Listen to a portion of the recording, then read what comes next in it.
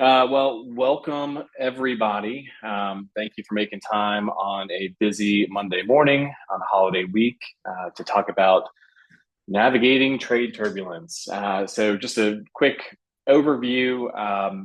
This webinar really grew out of a conversation I had at market with Scott from Gulfstream, and I was telling him about we're talking about the uncertainty surrounding tariffs and the tension across supply chain and how retailers were starting to postpone and cancel orders. And on the manufacturing side, we were seeing production delays.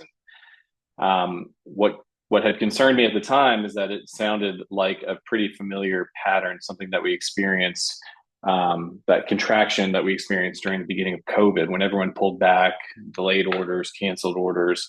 But then all of a sudden there was this surge in demand, and the industry experienced inventory shortages as a result. So retailers couldn't get the product fast enough. They overcompensated, they overordered, and ended up with too much excess and dead inventory. So my fear is that we're kind of entering that cycle again. With the current hesitation driven by all of the uncertainty surrounding tariffs, it could lead to a serious imbalance once there is clarity around those tariffs. So basically, when the administration decides what these percentages will be or deals are reached, will there be an influx or a race to kind of shore up that supply chain, get goods on the water, and as a result, we could end up experiencing similar challenges that we faced during COVID with shipping delays, inventory shortages, and just another round of volatility. So I felt like that's why today's conversation is so important, just to keep us all prepared, to stay informed, and really to make smarter decisions as we move into the back half of the year. So the format of this webinar is going to be pretty straightforward. We have gathered a true panel of experts. So we have with us today, we have Scott Lombardo from Gulfstream Shippers Association, Steve Fodor, Tariffs and Trade, Tara Massoud from Massoud Logistics, and Dan Hunt from Murrow's Transfer. So the goal here is that we have each of these subject matter experts, and they're going to share with us from their perspective and from their piece of the supply chain, what they're experiencing, what the pain points might be, and how we can all stay well informed along the way here. So with that, I'd like to start with Gulfstream and Scott to just talk about just the global movement, kind of the ocean freight, and then we're going to jump in with Steve after that to talk about just kind of the current state of tariffs and everything that he's seeing. So Scott, from your perspective here, talk to me about what reps can do, or what the industry can do to really educate their retailers, help them understand freight disruptions. Talk to me about ocean freight pricing, availability, or is there any sort of volatility right now? What is everything looking like, and what can we expect in the back half of the year?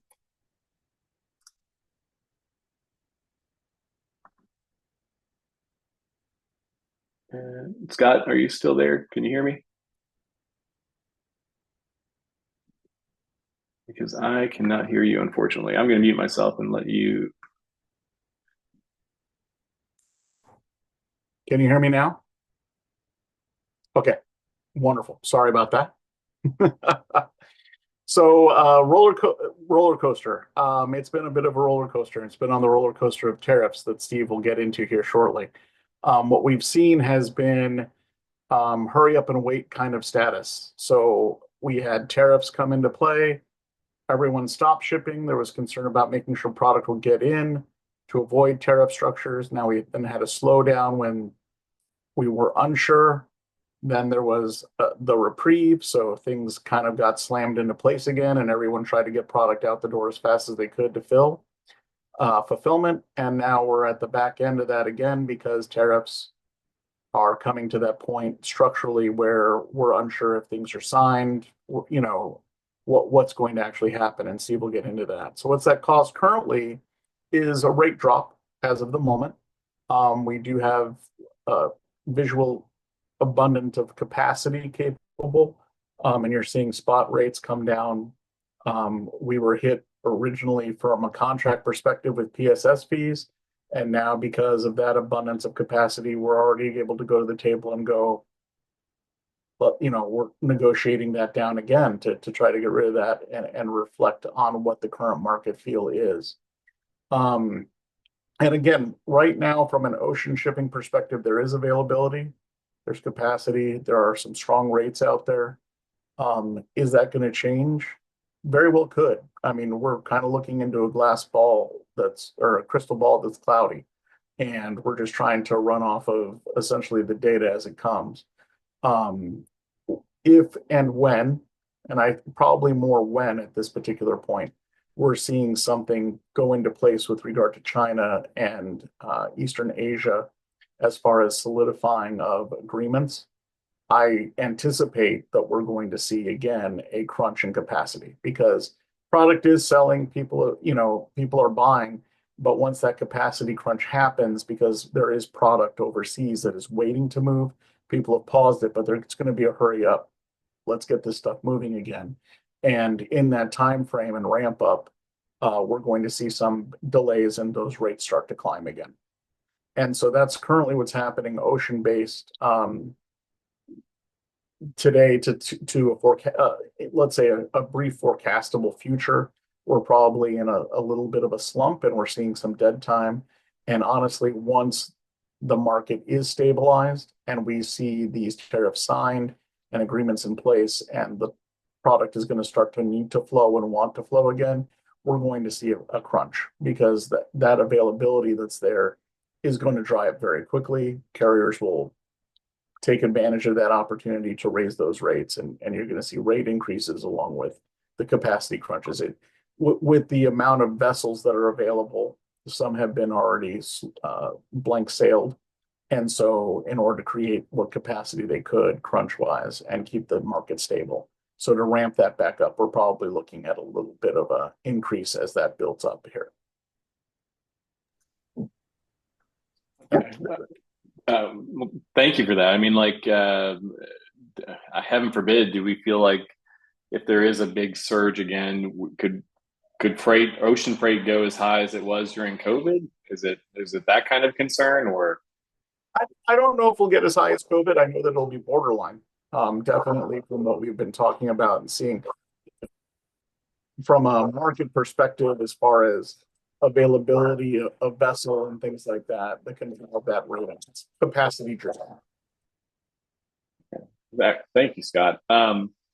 So real quick before we move on to Steve to talk about tariffs, I just wanted to again clarify format of this. We will go from panelist to panelist, and then there will be a Q&A at the end. So I apologize for not making that clear up top if I didn't. But so Steve, thank you again, Scott. But Steve, can we talk about just it's kind of the dirty word, right? The tariffs.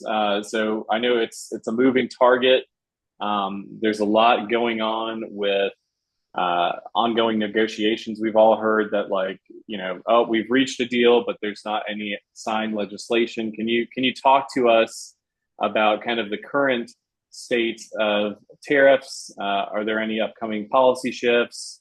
Are there any custom issues that are happening out there? I know there are some upcoming deadlines over the summer, but how can anyone on this call stay informed and help educate their customers on these upcoming tariff changes? Yeah, I mean, if I would have known I had to talk about tariffs, I would have called out sick. But I'm here, so yeah, let's talk about it a little bit. So even over the weekend and this morning as well, we've heard news of changes. I don't know that we have certainty yet. This is my 41st year as a customs broker.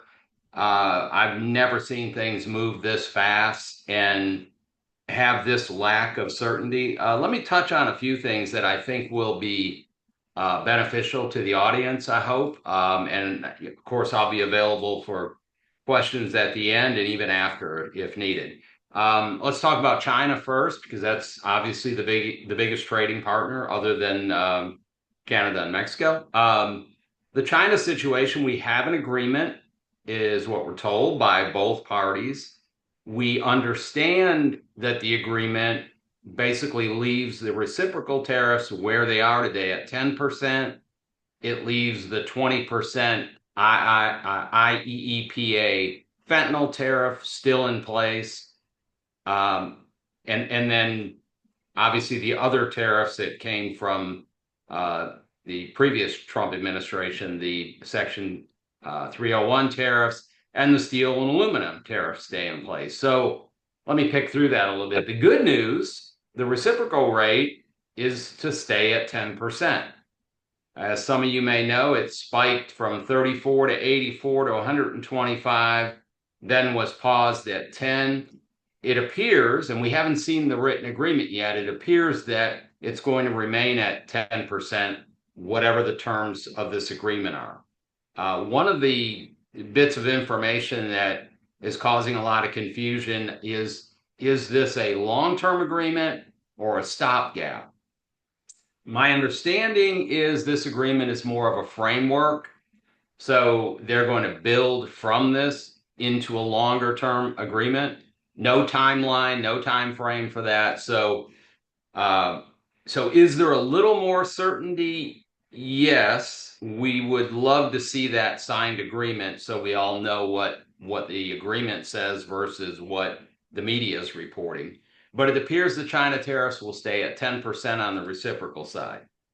Let's talk about the other reciprocal tariffs. They were all paused. That pause officially ends at 12:01 a.m. Eastern Time on July 9th, just a little over a week away. Where's it going at that point? That's the $64,000 or $64 million question, perhaps.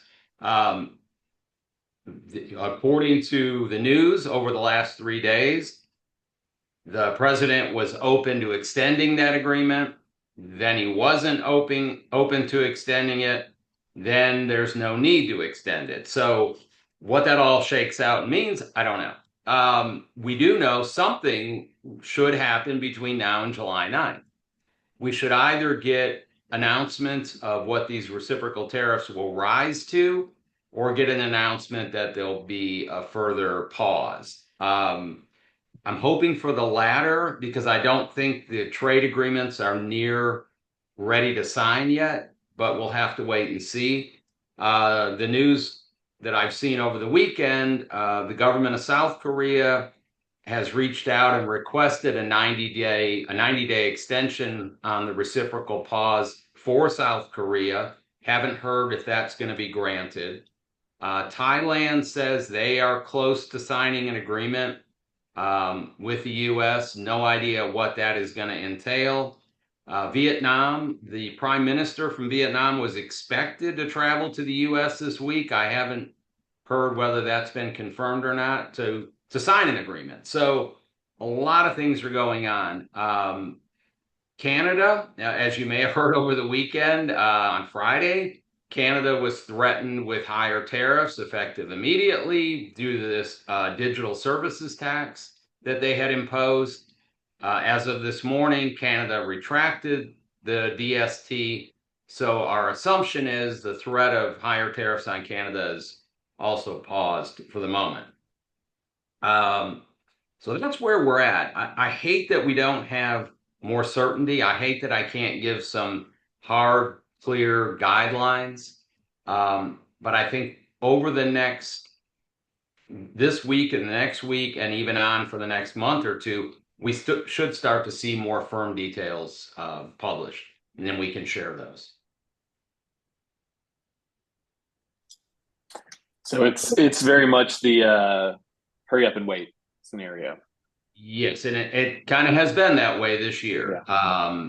So I would tell the audience, stay in close contact with your customs broker. Make sure they're keeping you posted on the changes as they happen.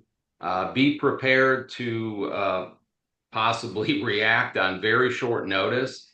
One thing I'd always recommend is to make sure your harmonized tariff classifications are correct. That is going to impact these duties, and it could have a huge difference in the duty rate. So make sure that if you're not comfortable with those harmonized tariff rates, now's the time to talk to your broker, talk to a consultant, somebody that can help guide you through the tariff maze.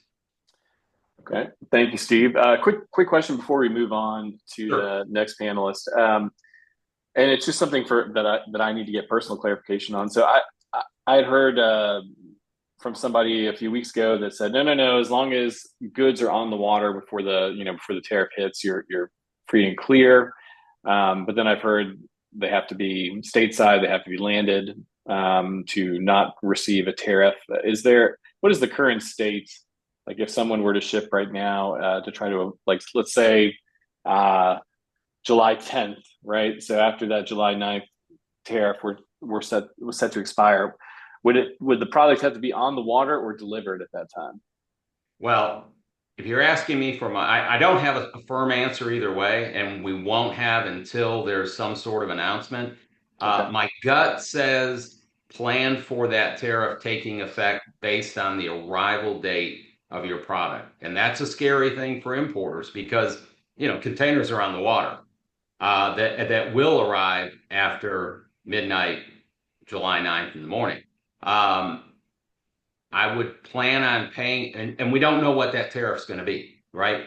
Vietnam, obviously, a lot of furniture comes out of Vietnam. Vietnam had a 46% reciprocal rate before the pause. Is it going back to 46?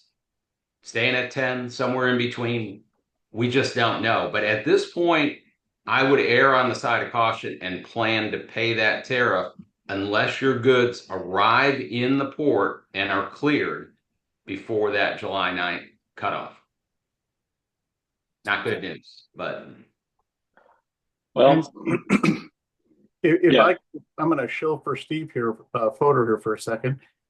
He has an amazing update news bulletin. I'm sure you're going to get to that, but he has a great news bulletin and so does Gulfstream. We have a news bulletin that we publish and we tie into Steve's. So we want to make sure that, all of the members out there have the ability to get this data as rapidly as we're getting it. And so that opportunity for everyone is there, whether through Gulfstream's news bulletin or Steve's news bulletin. Both of these you can just contact and reach out to us, and we're happy to add you to that list so that you can get that information on a regular basis. Yeah. Thanks, Scott. Good point. Yeah. Great call out, Scott. Thank you. Okay, so just as important as the ocean freight and the tariff side. So I want to shift over to Tara Masood from Masood Logistics to talk about kind of the warehousing piece of it, the fulfillment side. What sort of domestic pressure points there are. Like we mentioned earlier, we saw in COVID just people getting stuck with dead inventory. So Tara, I would love for you to speak on just inventory management, warehouse capacity, fulfillment, how retailers and manufacturers can help streamline or improve efficiency, how reps can help educate those retailers on how to manage it a little bit more effectively. Can you speak on some of those topics? Yeah, absolutely. So first I want to start with inventory management. At Masood, we utilize a warehouse management system that is accessible via a web connection. So our customers can access reports like inbound containers, stock reports, order updates, item history. We have certainly seen an increase in the utilization of our warehouse management system. We've seen more establishments with API connections and EDI connections with our retailers and our manufacturers to streamline the fulfillment and inventory levels. These API and EDI connections have also been a big involvement in forecasting and inventory turns. As far as warehouse capacity goes, as a 3PL, this is obviously vital to our organization. I mean, you need the space to be able to bring in the goods. Inventory levels currently, we are showing they're stable. We have over 800,000 square feet of warehouse space, which we're ready and able to accept new customers and our current customers, giving them the opportunity to grow. I will say that all of our existing customers over the past 4 months have done an incredible job moving out discontinued, non-performing, slow-moving inventory.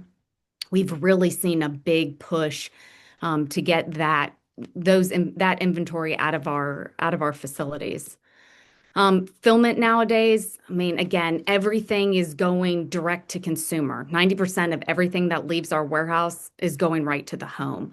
So streamlining that process to help cut down lead times.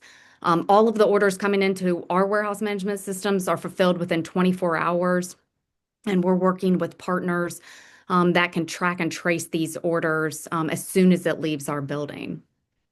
And again, just opportunities for streamlining and improving the efficiencies. You really want to make sure that you're partnering with the right provider, whether that's a 3PL, a specialized furniture carrier, an in-home delivery team. You want to make sure that you have the right warehouse management system. I mean, it's crucial. I mean, you need to know what's coming in. You want your order fulfillment and tracking capabilities to be able to share that with the end consumer. Real-time inventory levels are, again, extremely important, but not just real-time. You got to make sure it's accurate. You want to be able to deliver what you're selling. So the systems need to be able to communicate to each other, again, with those EDI and API connections. You don't want to have any lag time with manual order entry. You want all that to flow automatically. And then again, with inventory management, how are we moving through what's on hand and who's watching it? Again, I go back to your warehouse management system. It's a vital part of the selling process. You cannot sell what you do not show you have. So you've got to make sure that your warehouse team is doing cycle counts, that it's just part of your daily operating procedures. You want to make sure you're analyzing different reports that it should be providing for you, whether it's inventory turn, stock status reports, item activity, days on hand. You want to turn your inventory 4 times a year. So all of these type of reports should be available to you within the management system, making sure you have the right mix of inventory. And again, just utilizing those partners that you have, whether it's your specialized furniture carriers to your in-home delivery teams. I mean, just a big push of being able to fulfill those orders when the carriers arrive so that they can retrieve the goods and get it to your end consumer as quick as possible. Thank you, Tara. Absolutely. I really appreciate it. And I think it's such a critical piece in just managing that inventory and managing what is selling and keeping the good inventory moving and getting rid of that excess and that dead inventory quickly and effectively. So I'm not going to say I'm saving the best for last. We have an awesome panel. But I've got Dan Hunt from Murrow's Transfer on the call. Dan, I'm hoping that you can educate the audience here on just, the LTL side of it, the domestic shipping side, cost, capacity, coordination, like what's going on with LTL rate trends, are driver shortages, are there any bottlenecks out there? What's the difference between using a specialized carrier and general commodity and all that good stuff. So there's a lot that each of you could cover, but for this, let's take the 30,000 foot approach. And what do sales reps, what do manufacturers, what do retailers need to know about domestic freight, especially as I know we're hitting the summer months now, but I feel like once things turn the corner here, it'll be Q3, Q4 and peak season real soon. So what sort of expectations should reps set with their dealers now before we get to that point? So I'll let you take it from here. All right, thanks, Steve. I don't know that I'm going to be able to educate this group of people, because we've all been around for a long time, and a lot of times, particularly these certain topics, I'm not sure that I'm going to say a whole lot that had been said over the last 28 years since I've been in the business. So, but I'll take a shot at current market conditions. So I think what we're seeing and what our friendly competitors are seeing as well is exactly what everyone's talked about so far, and that is just an inconsistency in freight, right? I think the first, and it's so kind of funny. I mean, January, February, March, and really into April, freight was pretty consistent. I mean, nobody's setting the world on fire. However, the freight was consistent. Once the noise around tariffs and the uncertainty and who's going to do what, and what do we do to make a plan, that's when we began to see the inconsistency in freight, right? So for a couple of days, you might be like, working your tail off to pick up everything and get it worked across the dock, et cetera. And then the next 2 days, you're like, where's the freight? Right. Not that it completely dried up. It was just very inconsistent. And so with that inconsistency just comes it's pretty difficult to plan when there's that kind of inconsistency, right? And so I think the other thing that we've seen is there are certain regions of the country that are doing really, really well, right? The Nashville metro area, lots of people there, lots of people moving into Nashville, lots of money there, doing very, very well. One of our dealers in that area actually opened a new store. I mean, if you can believe that, right? So that's kind of cool. But then you look at, the Northern Virginia area, Washington, D.C., when all of the government cutbacks and layoffs and that sort of thing occurred. I mean, it got pretty tough in that marketplace, right? And I can continue to pick out other marketplaces, but those are two that stand out to me, right? And so as a result, it creates some issues with density, right? Which is what makes specialized furniture carriers and LTL furniture work, is having density into a lot of areas. So when freight becomes inconsistent, then the ability to actually provide density goes down, which impacts not only our profitability, but also service to the customer, right? So in those kinds of situations, what we have to do is a lot of times just move the freight. Truck may not be full, but you've got to give the dealer the service, right? And I would say speaking to rates, I mean, forever, specialized furniture carriers have been struggling with rate levels, right?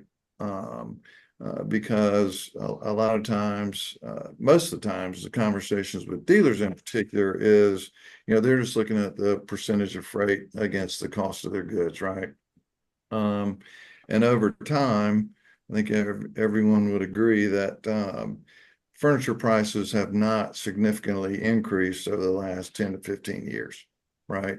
I mean, you could buy a sofa if you're buying a sofa for $399 or $499 today, probably 5-10 years ago, it was $399, $499, right?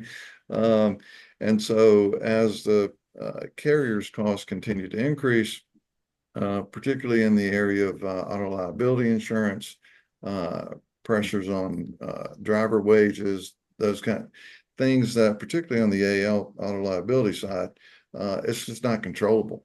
And even though as a specialized furniture carrier group, I think we have all of us have really solid safety scores. The rest of the market and nuclear verdicts and all that other stuff that everybody's heard about really drive up our individual premiums, even though as an industry, specialized furniture carriers, we're doing pretty well. So that just can't be controlled. So I would say that as far as rate structures go, I think all specialized furniture carriers, if we're all honest, really need a rate increase. I think having said that, where all of us are is we've got to make sure that we take care of the dealers, right? So that they can get on the other side of all this madness. And so while we really need rates to increase, everyone I've spoken to, and us included, we're holding on the dealer side, right? There are some prepaid shipper programs that most of us have taken some minimal increase on, just because they're able to absorb and do their thing, and they've got some other things built into their cost structure and their pricing structure that enables them to do that. But so I'd say from a rate standpoint, you're going to see a lot of stability, at least in the next, I don't know, till we get over into busy season, which, knock on wood, right? There's going to be one. So September, October, and hopefully the second part of the year will be great. I think the other thing that's impacting everything is consumer sentiment, right? So we can talk about tariffs, we can talk about specialized furniture care needs, 3PL, everything else that impacts the industry. But folks are, I think retail spending, you see mixed messages there when all the data comes out. Housing market, there are good signs and bad signs, and everybody gets excited when the Fed says they're going to reduce rates. But the last economist that I trust that spoke at a meeting last week, I think, or week before last, basically said that, look, he believes that regardless of what the Fed does, mortgage rates are going to stay around 6, right, for a 30-year fixed. So when you start looking at that, at some point in time, someone's going to say, you know what, this is the norm. We're going to make a decision, take it on chin. When that happens, I think it'll be great for all of us as well. So those are kind of the tough things, and the things that I see in the industry, and what I think will be the situation over the next 5-6 months. And so, yeah. No, I thank you. You dropped a lot of truth on us, so I'm grateful for it. Before I open it up to a Q&A, I wanted to ask each of our panelists just kind of what's the one thing that a sales rep or anyone that's on this call could take away from kind of your area of expertise to help their customers this year. So if I'll start back at the top and go back to Scott, and then we'll move to Steve, Tara, and back to Dan. Stability. We're in the contract ocean business for a reason, contract shipping business. So allowing you and your team to have a stable price, so that this way, as that fluctuation does occur, those ramps ups and downs that occur in the marketplace, we stay steady. That's one of the advantages of our particular shipping model. And so with that said, looking at contract ocean rates, or providers like Gulfstream as a shipping association that can share and partner with you to provide that stability, so that as this fluctuation consistently occurs until we reach to a valid point, whatever that new normal is for this year, until we cross into next year and find out what that new normal is going to be, that level of stability, so that you can rely on the pricing that's set for you. I think that's a key factor as a sales rep, to know that there's not going to be giant fluctuations in that rate. So that would be something I would definitely share. Thank you, Scott. What about you, Steve? Well, I think, as a sales rep, you want to help your customers deal with any issues they might have that are preventing them from being able to sell their products, right? So right now, I think as a sales rep, and get ready to get blasted, but ask the question, are you having issues because of U.S. customs and these tariffs? There are no easy answers, but there are some solutions available. I would tell people, look, go to a professional, someone that understands the tariff situation, can give you advice, and really help your customers in that way. So I think having a resource, and I hope you all would feel willing and confident enough to come to me. Having a resource that can get customers through these trying times and answer those questions can help them continue to import, because a lot of companies are probably saying, "Hey, I may need to look at another way of doing business other than importing." So I think presenting a professional with an opinion and with guidance is going to be important. So to offer that up. Thank you, Steve. What about you, Tara? So as a sales rep, I would just have to say, you have to realize that these retailers are not just buying furniture anymore.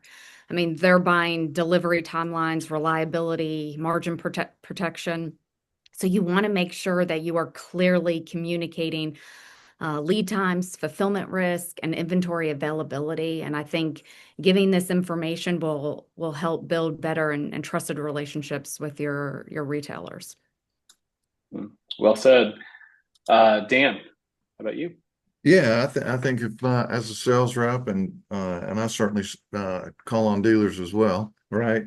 But as a sales rep, I think the message I'd be sending is a little bit like Scott, and that is, just be steady, right? Particularly over the summer, the next 2-3 months, I think there'll be a lot of carriers out there just trying to improve density, grab some freight, keep their trucks running, that sort of thing. And so I would say that I'll just encourage the reps to encourage their dealers to stay steady with your current carrier. As long as service is there, just hold steady, and we'll get to the other side. Very good. All right, so I'd love to open it up to the audience and give them an opportunity for some Q&A. If there's anyone on the call that has a question, you are welcome to unmute and ask it, or if you'd like to drop it in the chat and I can ask it on your behalf. I will open it up, and if we don't hear from anyone, I've got a couple queued up from me, and then we'll close it out. But we are open for questions.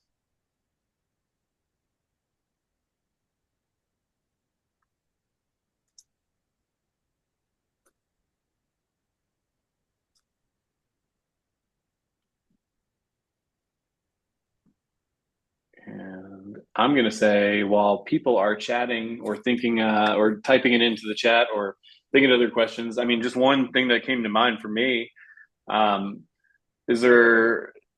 there any trends or kind of wild card things that you're kind of keeping your eye on for the back half of the year? Anything that we as reps or the Reps Association should be keeping an eye on and watching ourselves?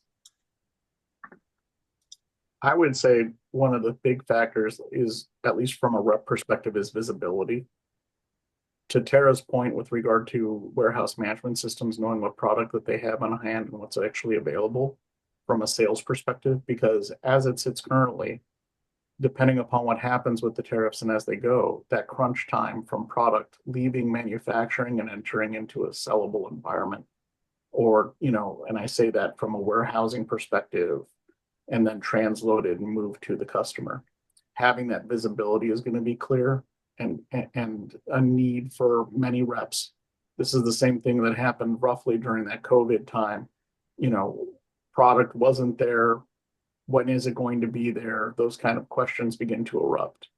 And so to Tara's warehouse management system and that visibility there, we run a system called Gnosis, which gives real-time EDI data or API data from the ocean carriers seeing their product on the ocean. I'm sure that Murrow's has live GPS tracking data to give that visibility.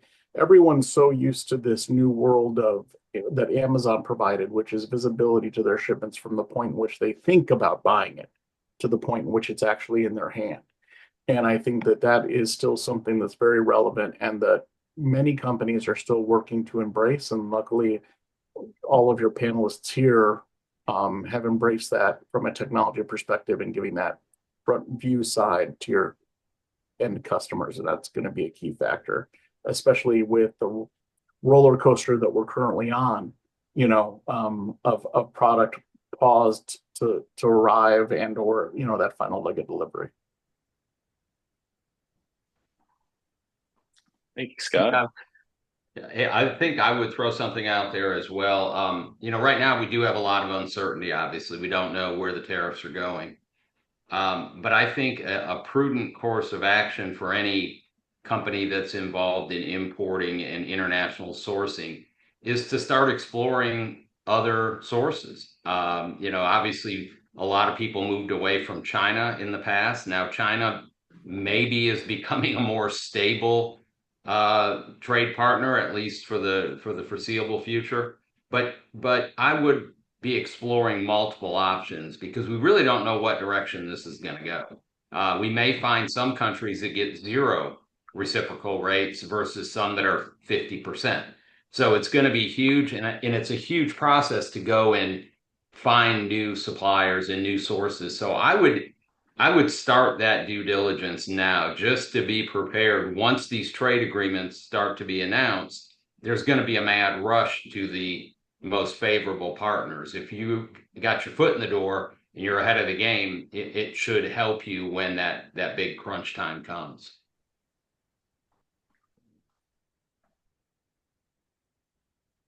Tara, Dan, anything you want to add? Any wild cards that you're keeping an eye out on?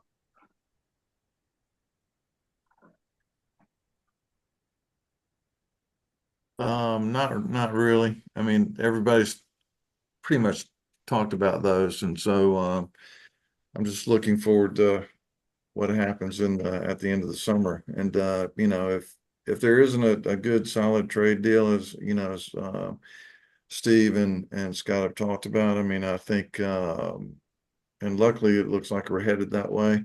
But if not, it could be pretty scary times. Mm-hmm. Yeah, I would say everyone's really touched on it. Just staying steady, holding to what we've been doing, and just keep pushing through. Okay. Well, let me give the audience another opportunity to ask their questions. Again, if anyone has questions that they'd like to ask anyone on the panel, they're free to enter it into the chat or unmute and fire away.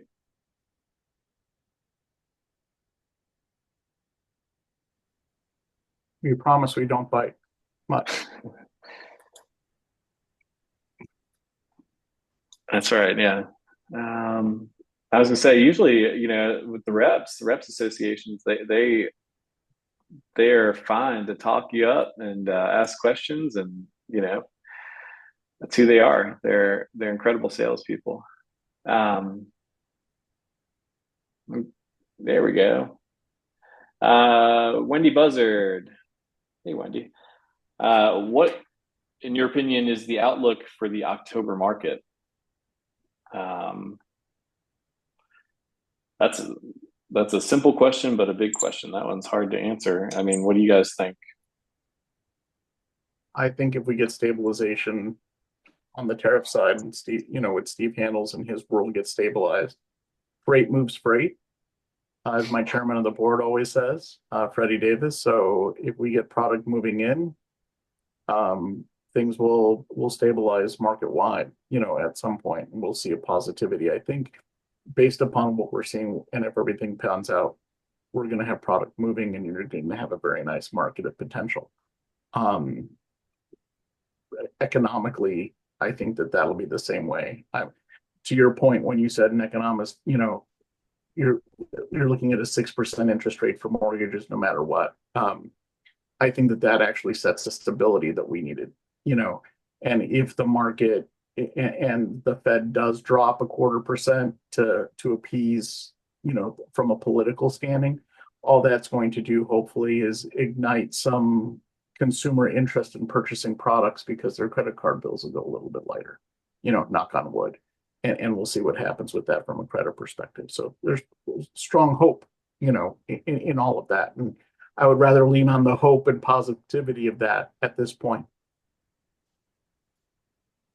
Yeah, I think Scott makes all the right points there. I think the other thing is that if I'm a rep, I mean, I think those folks who do, regardless of all the economic conditions and what we might be facing at that time and et cetera, I think everyone's covered that. But I think those folks who are showing at the market who are really bringing some cool product to the marketplace, right? Something a little bit different, thinking about their target market, their target consumer, and really doing something new and different and making some really nice introductions at the market, I think they'll do well. I think those who, I don't want to get anybody mad at me, but I think those who are, kind of showing the same old and that sort of thing, I think, if economic conditions are good, I think they'll still do pretty well. But those who will really succeed are those who have a really good design team and, they're bringing some really cool product to the marketplace. That's doesn't have anything to do with transportation, but that's what I think. Well, we did receive another question in chat, and I definitely want to ask it. So Kim asks, how helpful have our legislators been in your struggle to get transparency and consistency with tariffs? I'm not going to answer for anyone on the panel, but I will say from personal experience, there was an industry-wide advocacy group that went to DC back in May, and I got to be a fly on the wall for that one. And IHFRA does participate in that, and from what we could gather, it's kind of a house divided. You've got one group that is kind of adding fuel to the fire and encouraging Trump, and then you have groups like the NRF. You have groups that are working with very, very the best of the best when it comes to lobbyists and getting on board when it comes to their legislators and just making sure that they are educated in what the repercussions of these tariffs or all the uncertainty. I mean, that was the reason why we were there, is to educate legislators on what all of the uncertainty is doing to our industry and how it's causing delays. And I mentioned to more than one legislator that reps are the last person to get paid. Typically, the manufacturer sells something to the retailer. Retailer buys it, places the order, it goes into production, it ships. Whenever it's shipped and received by the retailer, in some cases, the retailer might have terms, they get paid, and then finally the rep gets paid. And so all of this hurry up and wait is not sustainable for anyone in this ecosystem, especially reps. So I don't think that anyone is ignorant to how it's impacting our industry, or at least not anymore. But I think there are a select few legislators who are really keeping their feet on the throttle with this thing. But that's just my perspective. But I'd love to hear maybe Steve, if you want to jump in. I think you're probably closest to this to share your thoughts. Well, I think one thing we have to understand is the methodology behind the tariffs. Trade agreements are negotiated through Congress, approved by Congress, signed by the president. The tariffs that we've seen, the reciprocal tariffs, the fentanyl tariff, steel and aluminum tariffs, Section 301 tariffs, these are all tariffs that have been imposed under guidelines that were already approved by Congress, some of them dating back decades. Some of you may know that two of the tariffs, the reciprocal tariff, which is a big one, and the 20% fentanyl tariff on China have both been ruled to be unconstitutional by the federal courts. However, they're in an appeals process. Now, the Supreme Court was asked to fast track an opinion, whether these tariffs should still be collected pending the appeals. They chose not to take any action. Basically, they kicked it back to the lower courts. Those appeals, I believe, start around the end of July, the hearings. So hopefully we'll hear something from the courts on the appeal process within maybe 30, 45 days of that date, so maybe mid-September. Then it could get kicked to the Supreme Court. It will be kicked to the Supreme Court no matter who wins or loses. That won't be until next term, which will put us into 2026. Congress has been a little hands-off, both parties, regarding tariffs. Again, trade agreements are under the authority of Congress. Whether they exercise that authority, because we're hearing about agreements, right? There's an agreement with China, there's an agreement with the UK, we've got these pending agreements, but are they really agreements, or are they more temporary reprieves until we get to a solid agreement? That's the key question. I would say stay in your legislator's ear. Squeaky wheel gets the grease and all those things. I think everyone knows, anyone involved in industry, anyone involved, not just in international trade from our perspective, but export side as well, they see the impact this is having, this uncertainty that doesn't allow companies to even react. Here we are, we're getting ready to have this pause, and companies don't know where to go July 9th, which is 10 days away. That's what we're facing right now. So I would stay active in your industry groups. I think industry groups have already started some actions to get clarity and transparency. So hopefully that will continue. And I think that's your best approach in dealing with Congress now. I'll add to that if you don't mind, Steve, at least, and you can correct me if I'm wrong, but this is what I'm seeing. I have a large past in regard to the wine industry. I lived in Oregon for a long time and conducted a lot of shipping in wine. And what we're seeing is a large amount of quote unquote agricultural based states or industries that are agricultural based taking a large amount of the lead in regard to the pushback from an export perspective, because of the fact that they have been largely impacted in penalized, the US being those penalized. So they've taken a large lead in regard to the verticals that have kind of been pushing back in the government, the federal government, in regard to take leads and try to ease some of this pain so their product can move again, without the same level of challenges that it's currently happening. So if you do have connections or ties to industries, verticals that you like, for instance, wine, alcohol, gun manufacturing is heavy in the United States. It's still predominantly made here in the United States and manufactured. Those kind of industries that are being strongly impacted in a reciprocal sense from the export perspective, they're leaning heavily into their legislatures, and you can definitely keep abreast of what's happening by logging into some of those lobbying groups and stuff like that, like Wine America and that side. That was a good point, Scott.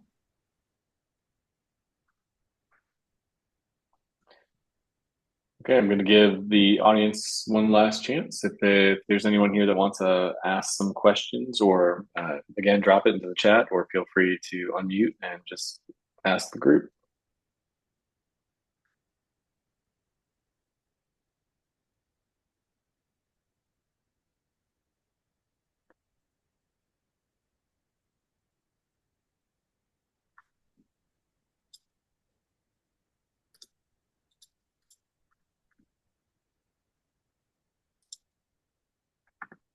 All right then. Okay, so a couple things as we wrap up. Then I'm dropping everyone's or our panelists their contact info in the chat, just in case that we took a very high level approach to these topics. I'm sure many of us have much more detailed questions that we could probably ask any of our panelists here.